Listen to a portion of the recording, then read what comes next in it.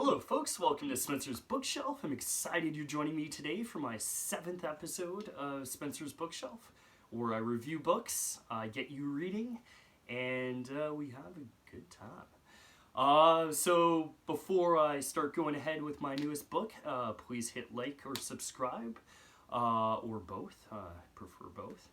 The more I can do that, the more people can view my channel, as every subscriber goes into the good old YouTube algorithm, and I can get into other people's feeds and stuff like that. And frankly, I want to get into other people's feeds because I want people to be reading, because reading is important, reading is the best, and it's a way to expand your mind, have a better life, and be able to see things in a bright and better way. But on that note, I want to start off, even before I get into, well, I'm gonna start off reviewing a book. But before I do that, I wanna give you a little quote. And this quote is from Warren Buffett. I'm gonna read it because I don't want to mess it up. There's class warfare, all right, but it's my class, the rich class, that's making war, and we're winning. I'm going to do that again. There's class warfare, all right, but it's my class, the rich class, that's making war, and we're winning. So what do you think that quote's referring to? Why is it that the rich are making class warfare? And furthermore, why is it that they're winning? This is your answer. Dark Money. And today, I'm going to review Dark Money by Jane Mayer, a book written January of 2016, during the start of the election year, the last one, which featured Donald Trump versus Hillary Clinton. It was definitely an election where, yes, the candidates were Hillary and Donald, but the two probably most interesting candidates, and again, I'm not political, I'm saying this from purely factual point of view, but the two candidates that probably created the most enthusiasm, the one on the left was Bernie Sanders, and the one on the right was Donald J. Trump. So why is it that, what is it that they have in common? Most of which they have, their policies, their ideas, their outlook on life, utter opposite. But one thing that they both had in common, they did not have big money in their political campaigns. And that's what this book talks about. Big money in politics. And the problem with big money in American politics. This book struck basically just about American politics, but I'm sure themes from this book can be taken into context in many other governments and many other countries, probably to a much bigger extent. But I think this book, before we go into details of the book, but does really illustrate the corruption of big money, and how that power is really yielded by very few people, and in the States, really two people that have a lot of that power. So before I go on that note, I'll just let you know I'm gonna discuss a bit more of the book, and then I'm gonna discuss the writing style, and I'm gonna give it a 5-star rating at the end. So a rating out of 5, not necessarily 5-star rating, because no one's got a 5-star rating yet, and I don't believe in 5-star ratings. Or 5 out of 5s. Anyways, so Dark Money. So when I mentioned that there was two people that this book sort of illustrates mostly about, it's two brothers, the Koch brothers. And if you haven't heard of the Koch brothers, you should, because they have more power and more ability to get their way in the American political system than anyone else. So the Koch brothers, who are they? They are the owners, and actually their family started Koch Industries. They are the heirs to Koch Industries. They are both worth together $90 billion, so about 45 each. And Koch Industries, big company, they're in coal, oil, manufacturing. They're very diversified. A lot of, you probably haven't heard of it as a company, but you've definitely bought products that are from Koch Industries. And that's something that's very, that's like Dixie cups. That's Koch Industries. Or like, there's just so many things that you buy that is stems from Koch Industries. And because of that, and because they have so much money, they have secret power. So a little backstory. One of the Koch brothers, in 1980, ran for the Libertarian Party as the vice presidential candidate. So the Koch brothers have very libertarian views. What's a libertarian? A libertarian is someone who doesn't believe in government, per se. They want as much limited government as possible. They want as much freedom as possible.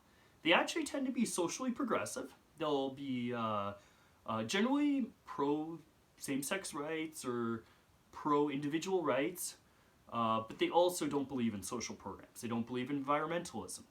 They strongly, actually, the Koch brothers do not believe in environmentalism, and we're going to go into a little more detail about that. They think of environmentalism as one of the most negative things ever. So, on that note, so they're libertarians, and when the Koch brothers ran in 1980 during the election of Ronald Reagan versus Jimmy Carter, where Ronald Reagan, by a landslide, took out Jimmy Carter in his first term.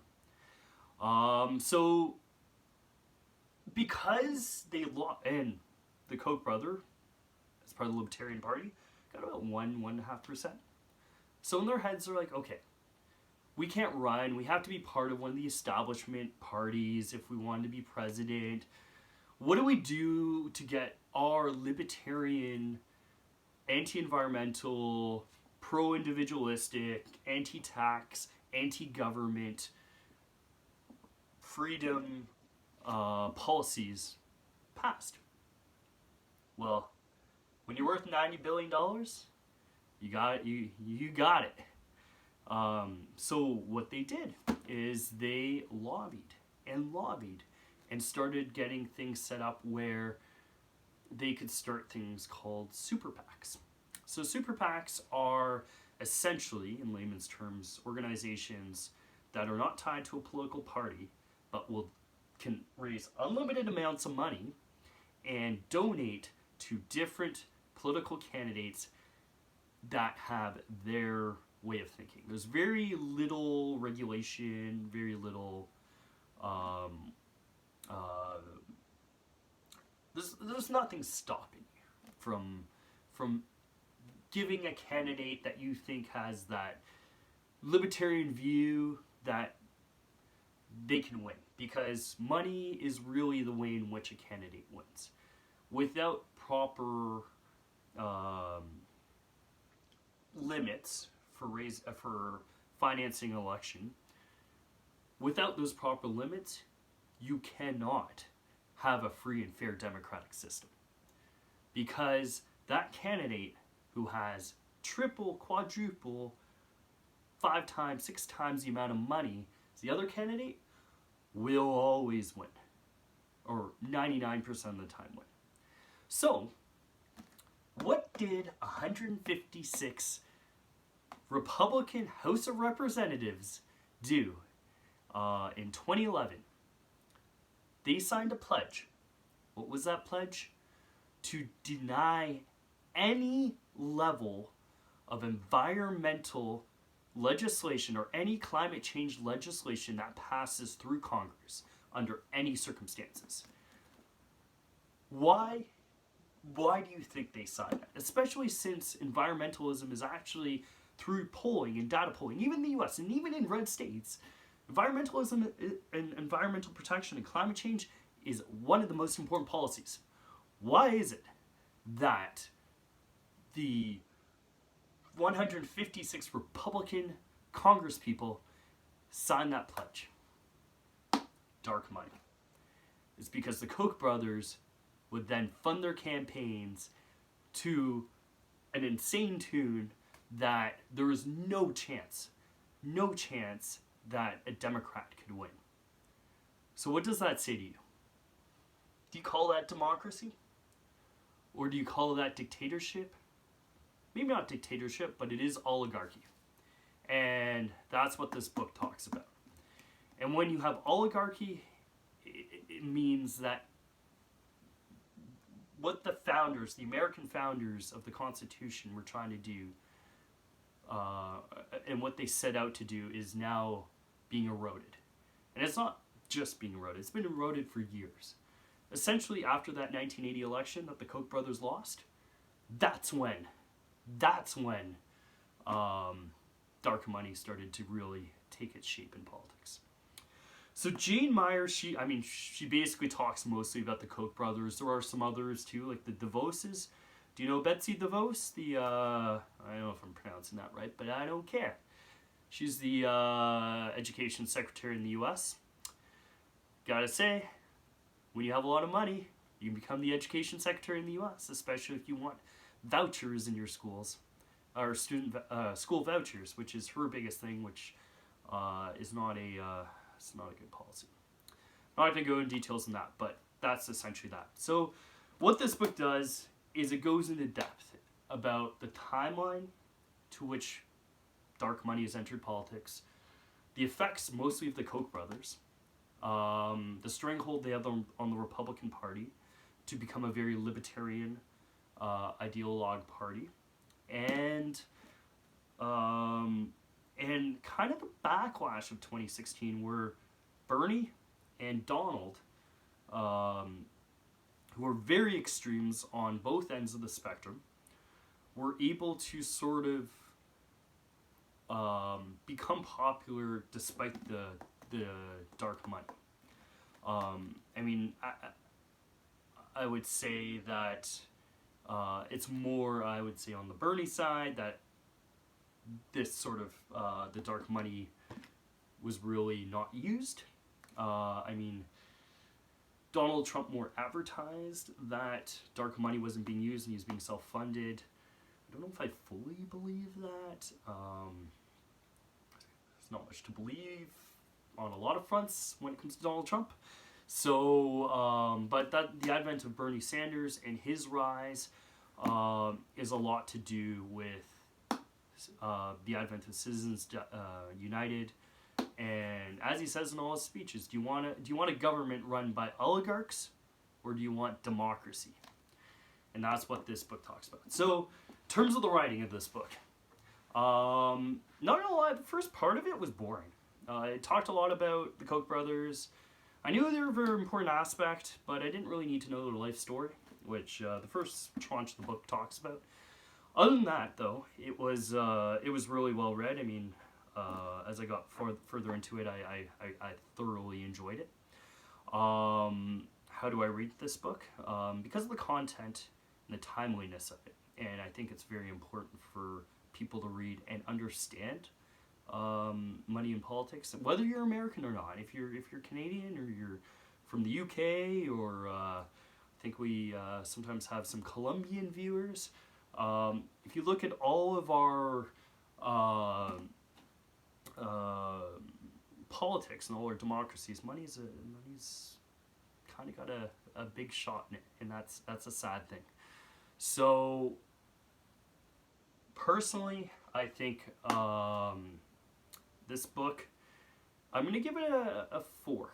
I was thinking a 3.5, but 4 to 5 because of the importance of what it's talking about. I think it was a good book. It wasn't the best written book. It wasn't an Audacity of Hope, or it wasn't as easy to read as Duran Duran's, John Taylor's Love, Death, and Duran Duran. That's what it was. But it was a great book. Anyways, that's my show for today.